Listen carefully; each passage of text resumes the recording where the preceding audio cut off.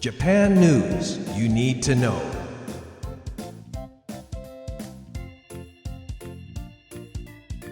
Hey guys, it's the Costco Samurai here. As I watch some of the latest news coming out of Japan, something really caught my eye, and if you're someone looking to rehab a fixer-upper, Akiya, or managing older homes or businesses with fluorescent lighting, pay attention.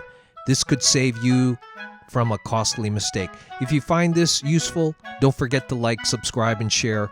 Now let's dive in. You know those old fluorescent lights flickering above your head? Well, it's not just annoying, it's a potential disaster waiting to happen. Many people are switching to energy-efficient LED bulbs, thinking they're making an eco-friendly upgrade. But here's the catch. If you don't update your old fluorescent light fixtures to meet these LED standards, you're asking for trouble. Those shiny new LED bulbs could overheat and even melt. Yes, melt. This isn't a small issue. When LED bulbs overheat in incompatible fixtures, it can lead to fires. Picture this. You're cooking dinner and suddenly your kitchen light bursts into flames. That's definitely not the kind of heat you want in your home. Here's the key. The danger isn't just from the LED bulbs themselves. It's from improper installation.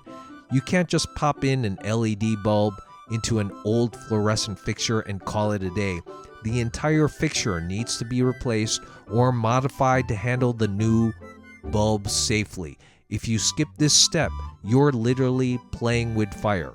And it's not a cheap mistake to fix. For businesses or stores with many fluorescent lights, the cost of upgrading could run between 5 to 10 million yen. But it's not just businesses at risk. This affects regular homeowners as well. If you've been putting off upgrading your lights because it seems like a hassle, now's the time to act, because by 2027, fluorescent lights will be banned in Japan.